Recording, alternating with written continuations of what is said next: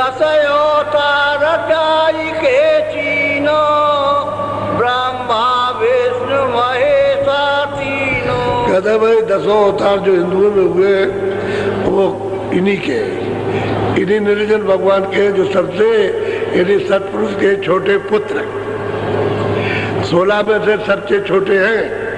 इनको 3 लोक का मतलब ये कि राजा बना दिया और तपस्या से जीवों को गिनती के ले लिया। यहाँ तो कोई गिनती नहीं है, लेकिन वहां से गिनती की मिली है। सूरतें गिनती की यहाँ मिली है, लेकिन यहाँ कोई गिन नहीं सकता। 10 अवतार इन्हीं के, इसके आगे नहीं है। राम भी यही के, कृष्ण भी यही के, ये सब जितने अवतार आप गिनते हो वो सब इन्हीं के हैं। इन्हीं के मंडल एक सूरत आई, वही अवतार कहलाती है। वहां से एक सूरत को भेज दिया कि जाओ तुम मित्रों में जा करके ये काम करो। उन्होंने यहाँ करके काम करा उन्हीं के। तो जब जब मतलब ये है कि रास्ता नष्ट हो जाता है मानवता का, कर्म धर्म का, पापाचार फैल जाता है, तब ऐसे भेज दिया जाता है कि जाओ ये काम करो, और काम करने के बाद पता ही नहीं चलता कहाँ चले गए। संत सबका भेज जाते हैं, उनको सब मालूम कि वो तो जाते हैं। वो तो छोटे के पास भी जाएंगे, इसके ऊपर बड़ा है उसके बाद, और बड़े से बड़े के पास भी जाएंगे और ऊपर भी जाएंगे। वो सबको देखते हैं और सबसे मिलते हैं और सबकी रचना को देखते हैं। अब उसी रामायण में तुलसीदास ने लिखा है कि जब राम का मैंने दर्शन किया और मोह विलोक राम मुस्काई, तो तुरंत में उनके मुख में उस पार चला गया। उस पार चौक में खड़ा हो गया तो देखता हूँ और नजर आया ये सब अन्न की रचना है, सर्व वैकुंठ की ये रचना दिखाई दे, मित्रों की भी दिखाई दे रही। और ऊपर देखता हूँ तो कहते बहुत ब्रह्मांड दिखाई देते हैं, भांत भांत की रचना, अति विचित्र, लोक अनेका और रचना हमें सही। उसी रामायण में लिखा, लेकिन वो कोई मिलत चाहिए। अब उनको तो संत मिल गए, तो आपने तो कुछ समझा नहीं कि कौन मिला कौन नहीं मिला, आप तो जानते नहीं। उन्होंने तो कहीं भी नहीं कहा, उन्हें सिवाय गुरु के और दूसरी कोई बात नहीं की। तो गुरु मिले उन्होंने बताया। अगर गुरु न मिलते तो रास्ता उनको कौन देता? बोलो।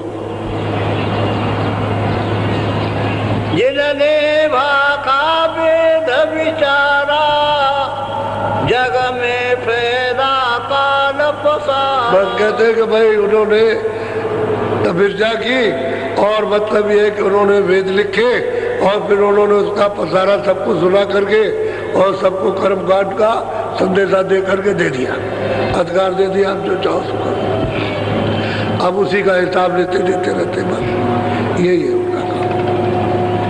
अब ये है उन्होंने मुंडन किया, लेकिन वो तो चुपचाप अलग बैठ गए।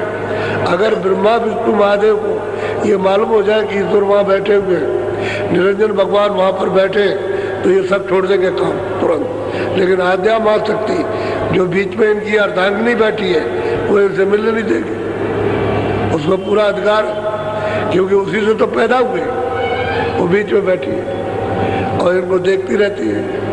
इसीलिए जब ये तपस्या करने गए तो आद्या महाशक्ति माता ने पूछा इनसे तीनों से कि उसी के तो है ये पुत्र, कि भाई तुमने देखा, तुमने पिता को देखा? तो ब्रह्मा ने कहा हमने देखा। विष्णु और शिव से पूछा तुमने देखा? क्या हमने नहीं देखा। तब उसने देखा कि ये झूठ बोल गया, तो उसने कहा कि तुम बड़े झूठा हो, तुम बड़े लबार हो। उससे कहा ब्रह्मा से कि तुम बड़े झूठे बड़े लबार हो और तुम्हारी जगत में कोई पूजा नहीं होगी, कोई पूजा नहीं करेगा। इंद्रों की पूजा ये सच बोले और तुम झूठ बोले, सब कुर्मा तुम्हारा झूठा होगा।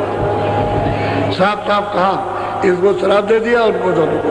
तो जगत में दो की पूजा होती है कि नहीं होती, लेकिन तीनों के काम एक ही है, उत्पत्ति और पालन प्रलय। काम मतलब एक ही है, एक ही पद है, काम अलग अलग। ये तीनों अपना अपना काम करते, उनकी पूजा नहीं होती, उनकी पूजा होती। तो झूठ बोलने पर हमने देखा, इन्होंने किसी ने नहीं देखा। जो इनके निरंजन भगवान पिता है उनको इन्होंने नहीं देखा, तो बताओ वो क्या बताएंगे कि वहां पर है, जब इनको खुद नहीं, तभी तो कहते हैं ना ये थी और कुछ है हमको नहीं मालूम, और है जरूर कुछ। ये उन्होंने उसमें लिख दिया, तो यही पढ़ते रहिए और बात किसी की मत मानिए, इसी में फंसे रह जाइए। पहले ये बाहर की पूजा नहीं थी, साधना तो अंदर की थी पहले, लेकिन धीरे धीरे बाहर लोगों ने उतार दिया। अब बाहर लोग फंस गए, बाहर जाल में, रास्ता छूट गया। बोलो। पूजा पत्री ने मयाचारा, देवन पूजा विधि समारा। बस कहते हैं पूजा पत्री ये रत्न होना पीना, ये फूल चढ़ाना, ये सब देवताओं की मुतकल सूरत बना करके और मतलब उसको पूजो भाई, ये पूजा, इसमें मतलब ये फंस गए। गोस्वामी जी महाराज कहते हैं इसमें फंस गए। अब वो कहते हैं कि भाई सीधे चलो घर, रास्ता तो तुम्हारे पास है, सीधे चले चलो। तो कहते बात तो ठीक कहता है, बात तो ये साधु ठीक कहता है, ये है छोकरा, उस समय कहते थे लड़का है, बात तो ठीक कहता है, लेकिन जो सामने उसको नहीं मानता, गंगा जमुना को नहीं मानता, ये तीरथ व्रत को नहीं मानता। बात कहता है कि है, वो तो कहता है अरे भाई ये सामने उसको माने, तब तो हम समझे नहीं नास्तिक है। तो उनको गोस्वामी जी को काशी के विद्वानों ने कहा ये नास्तिक है, नास्तिक नास्तिक, ऐसा डंडोरा पीटा था। पूरा युद्ध हुआ है, कोई मामूली बात है। महात्मा मतलब ये है कि जवाब देते हैं तो सच जवाब देते हैं, लेकिन युद्ध करती है अनजान जनता युद्ध करती है, लड़ाई करती है। बोलो। संजम और उपवास बतावा, कामे सकल जीव। बस कहते हैं कि बाहर हमने संयम अंजम जो जिसको आया वो अपना बता दिया, सब जीव इसी में सब में फंस गए। ये जो अंदर का रास्ता था, व्यास जी ने जब देखा कि ये बाहर मुख हो गए और अंतर्मुख इनका रास्ता बंद हो गया, तो उन्होंने ये बताने के लिए कि भाई अंदर चले जाएं, तो उन्होंने बड़ी बड़ी आदर्श पुरुषों की मूर्तियों की स्थापना जंगल में की, किसी कमरे शहर में नहीं, और कि जाओ वहाँ गांव से बाहर और जा करके ऐसे बैठ जाना, ऐसे, और अपनी आंखों को उनकी आंखों को मिलाना और एक टक होकर के देखते रहना, तो दृष्टि से दृष्टि हिले नहीं, उनकी आंखों पर अपनी दृष्टि ठहरी रहे, और रोके ना, बस वही आंख बंद कर लेना तो अंदर की आंख खुल जाएगी, अंदर की तीसरी आंख खुल जाएगी। इस अभ्यास के लिए, अंदर जाने के लिए व्यास जी ने ये मुकर्रर किया था, ये पूजा इस प्रकार की पूजा थी। फूल और नहीं चढ़ाते थे, वो जंगल में रख दिया और बसते बैठ के करते, 1 घंटा 2 घंटा लोग करते थे, फिर आँख बंद कर लिया तो आँख खुल गई तो अंदर चल देते थे, इतनी साधना थी। अब वो भी आपने छोड़ दिया तो सब बाल लौटे, अब पुष्प चढ़ाना, ये करना, ये करना, वैसे भी लगे। अरे किसी पुरुष की कोई चीज़ देखो तो उसको अगर है तो आप उसको देख लो, जो ओरिजिनल है, जो तस्वीर है उसको देखिए आप। अब वो तो है नहीं, किसी और की उतार दी आपने और कहा यही कृष्ण और यही राम है और यही महात्मा और यही है, नहीं, इससे नहीं, वो तो सिर्फ एक याद होती है, लेकिन जाना तो आपको अंदर है, रास्ता तो आपके पास से गया, उधर नहीं जाओगे तो इधर भटक जाओ और कर्मों को सब सजा मिलेगी, बचने वाला वहाँ से कोई नहीं, तलाशी सब की होगी, चाहे कोई भी। अभी मतलब ये है कि बादशाह है उसकी तलाशी होगी, गरीब है उसकी तलाशी होगी, मुल्ला उसकी तलाशी होगी, हम है तो हमारी तलाशी, सबकी तलाशी होगी कि क्या तुम्हारे पास है, वो दिखाओ कितना पाप कितना पाप, वो सब जारा लेगा। और जब जारे में कुछ नहीं निकलेगा तो कहेगा चले जाओ, तब कहेगा जाओ। तो महात्मा का तो टिकट होता है और उसके बाद तो कुछ छोड़ते नहीं है। अगर पाप और पुण्य छोड़ दे तो जा ही नहीं सकता।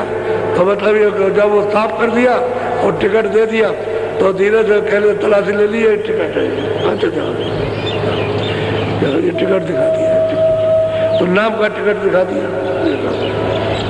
तो देख लेगा तो बस कुछ नहीं, क्यों है कुछ है ही नहीं कुछ। फिर उसने देखा जो खाते में लिखते हैं तो खाता ही नहीं, जो कागज लगा हुआ सफेद है, उस पर कोई भी किसी तरह का लिखा नहीं, और वहाँ कागज तप्पा लिखा हुआ, पूरा का पूरा चार्ट नक्शा बनता है, 50 बरस का, 30 बरस का, 20 बरस का, 40 बरस का, सब नक्शा बनता जाता है पूरा। वो रख देते हैं आप, किसको मार रहे हो, किसको काट रहे हो, किसको धोखा दे रहे हो, चोरी कर रहे हो, क्या कर रहे हो, जो अच्छा पुण्य कर रहे हो, ये सब उसमें। अब कैसे बचेंगे आप? बहुत अल्लाह लिखा पड़ी है तो क्या कि नहीं, मतलब ये हमारा नहीं है, ऐसे कैसे हो जाएगा? बोलो बोलो। ये निर्वाण काम सकीना मोक्तिरा का वेदन दी। हम कहते हैं भाई ये तो निर्माण पद था, उन्होंने इन सबको पैदा कर दिया और पैदा करके ये बनवा कर जाल बिछा दिया और मुक्ति का जो रास्ता था छोड़, मुक्ति तो बहुत आगे,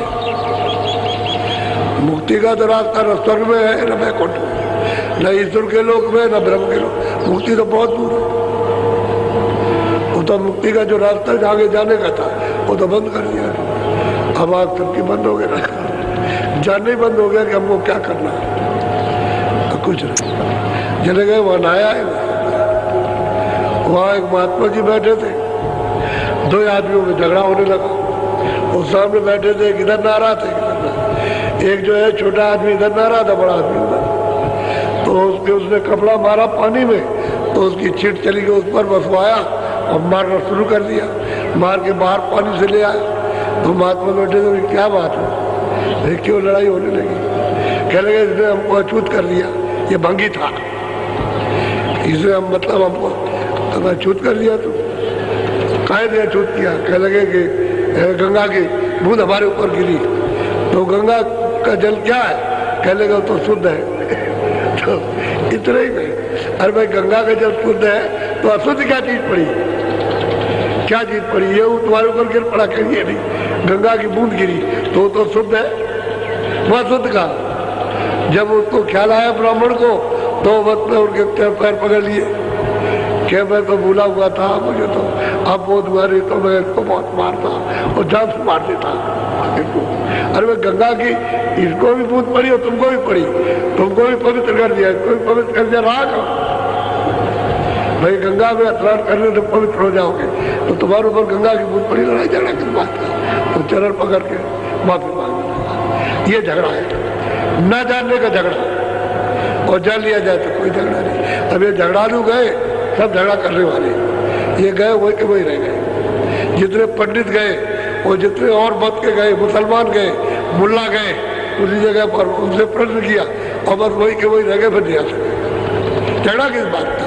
हकीकत का कोई झगड़ा नहीं, सत्यता का क्या झगड़ा होता? सत्य तो सत्य है, झगड़ा तो झूठा है। जब झूठी चीज पहन लोगे, पकड़ लोगे झूठी चीज, समझ लो झगड़ा उसी का होगा, सच चीज का झगड़ा नहीं होता, सच चीज का कोई बंटवारा नहीं। सच चीज में तो प्रेम है, शक्ति है, ज्ञान है, विवेक है, और इसमें अज्ञान है। सब वो दे रहा, बंटवारा कर रहा, बाप अपने लड़कों को वो कह रहे इसको ज्यादा दे दिया, हमको नहीं मानता। अरे भाई मैंने खेती बराबर बांटी, जो गड़ा हुआ था दत्त के सामने खोल करके सबको बराबर दे दिया, मैंने क्या, मैंने तो बच्चा समझ के सबको बराबर दिया। कह लगे नहीं नहीं नहीं तो उसको ज्यादा चाहिए, तो शंका करता, ये शंकालु देव है, शंका का कपड़ा पहन लिया घर से लेकर के बाहर तक, तो क्या आपको ज्ञान होगा? सत्य कैसे पहचानोगे? इसमें फंस गया। बोलो। शास्त्रयत उनकी न पुराना धर्म चलाई जीव जाना। बस कहते भाई शास्त्रों ने तो बाहर से जो कुछ भी लिखा पड़ा बाहर कर दिया, और बस उन्होंने कहा ये है, शास्त्र ने ये कहा, ये कहा, बस यही कर्म करने लगे और जीवों को सबको कहते उलझा दिया, सब जी फंस गए। अब गोस्वामी जी महाराज उनको उपदेश कर रहे, सब फंस गए। अब बताओ, तुमको इतने दिन हो गए साथ पढ़ते, तुम्हारी आंख नहीं बनी, आंख तुम्हारी साफ नहीं हुई, तुम्हारे पास तो आंख है, ज्ञान आंख है। अब वो चरणों में गिर पड़े और कहते अब दया कीजिए, कृपा कीजिए, आप नहीं छोड़ रहे हो, अब जी रह जाएंगे, अब वही पढ़ेंगे, वही सेवा करेंगे और वही रोज आएंगे, बड़े धनाट, बहुत पैसे बांधे, किसी चीज की बाहर से कोई कमी नहीं, लेकिन अब क्या करें बेचारे, करें तो क्या करें? अब वही चरण वही पड़े उसी जगह पर। सेवा करते, ये करते, सत्संग सुनते, तो जब देख लिया कि पक गए तो गोस्वामी जी ने बता दिया कि चलो ये रास्ता है। वो चलने लगे। अब ये कहेंगे सब झूठा, अब ये बोलेंगे उसको प्राप्त करने के बाद कहेंगे सब झूठा, ये जितना भी हमारा से है, हमारे ग्रंथ सब झूठे और ये सब झूठे, ये सब धोखा, यही कहेंगे। यही विद्वान पंडित काशी के चिल्लाएंगे कि ये शास्त्र वगैरह सब झूठे, इसमें किसी को कुछ मिलने वाला नहीं है। जब सत्य मिल जाएगा, असत्य गिर जाएगा तो झूठा हो जाएगा। तो सत्य मिल जाना चाहिए, सत्य चीज है। तो मालिक है जिसने सबको बनाया, तुमको भी उसी ने बनाया, तुमको भेजा, इनको भी उसने भेजा, जितने वे सबको उसने भेजा। जमीन आसमान सब वहीं से आया, उसको अलग किया गया, सब चीज उसी से आई है और वो अब भी वैसे ही है। उसके यहाँ क्या, उसके यहाँ तो समुद्र अलग कर दो, कुछ नहीं है, वो तो अथाह है, अर्वचनीय, कोई उसको कह नहीं सकता, इतना लंबा चौड़ा। अगर खरबों का हो, शंखों का हो, महाशंखों का हो, उसका कोई वारा पार, इतना लंबा चौड़ा। अरे भाई जीवात्माओं की जमीन है नहीं है, ये जमीन तो इनकी ऊपर है, रहने का स्थान तो इनका देश तो ऊपर है, ये तो नीचे मलबूत की जमीन है, पर्दे की जमीन है, मतलब इस गंदगी की ये जमीन, ये जीवात्मा। इसलिए जीवात्माओं का, इन सुरतों का जमीन से, इस मिट्टी से मेल नहीं हो सकता।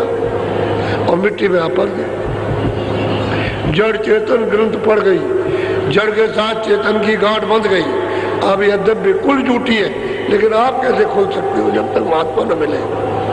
महापुरुष मिलेगा तब खुलेगा। आप नहीं खोल सकते। सब कुछ है लेकिन तुमको होश ही नहीं आता, इतने आप इसमें फंस गए हो, उलझ गए हो कि वहाँ होश ही नहीं आता एकदम से। तुम शक्तिहीन हो गए, ज्ञानहीन हो गए, जब बुद्धि नष्ट हो गई, मन मैला हो गया, सब गंदगी आ गई। अब क्या कर रहे हैं? सो गए। कोई आदमी सो रहा, अभी नहीं कि आने वाला है, वो आवाज देगा, वो जड़ गिरोगे, शरीर सब टूट जाएगा, देर नहीं लगेगी, 1 सेकंड का भी काम नहीं है। जो उसने वहां से आवाज दी कि समय पूरा हो गया, मैं आ रहा हूँ, बुद्धि पागल, आप बोल नहीं सकते, देर से कहा गया, क्या हो गया, क्या हो गया, बोलो।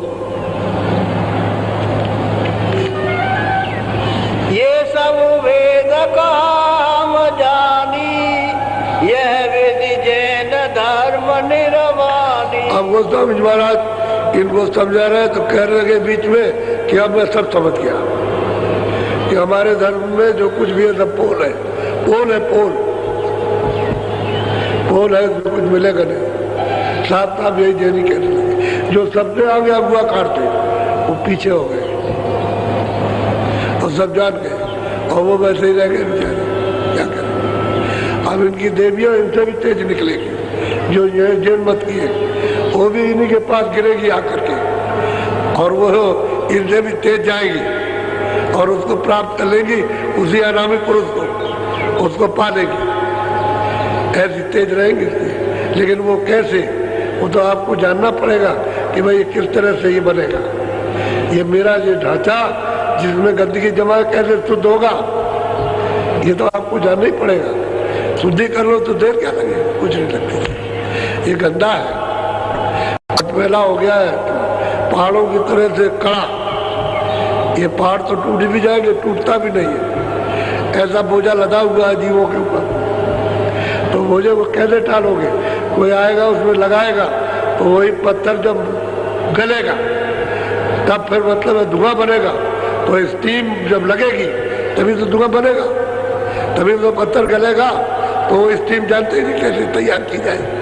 तो महात्माओं के पास जाओ, वो तैयार होगा, वहां से मिलेगा, तब ये साफ होगा, धुआं की तरह उड़ जाए। जैसे ये धुआं है ऐसे उड़ जाएगा, बिल्कुल हवा आएगी तो ऐसे उड़ जाता है, तो सामने आँख खुलती है तब दिखाई देता है कि देव सृष्टि क्या है, कैसे लोग वहाँ रहते हैं, कैसा कैसा आनंद वहाँ देव सृष्टि स्वर्ग की बैकुंठ यही से बैठ के दिखाई देती है। अरे भाई तुम दरवाजे पे बैठे हो, इधर भी दरवाजा उधर भी दरवाजा, उधर नहीं जा रहे इधर चले जा रहे, तो दरवाजा किसी से पूछना पड़ेगा कि उधर घुसने का कौन सा दरवाजा है, उधर भी बंद कर दिया, इधर भी बंद है। तो दरवाजा तो चाहिए जानने के लिए, तो कोई मिल जाए जानकार।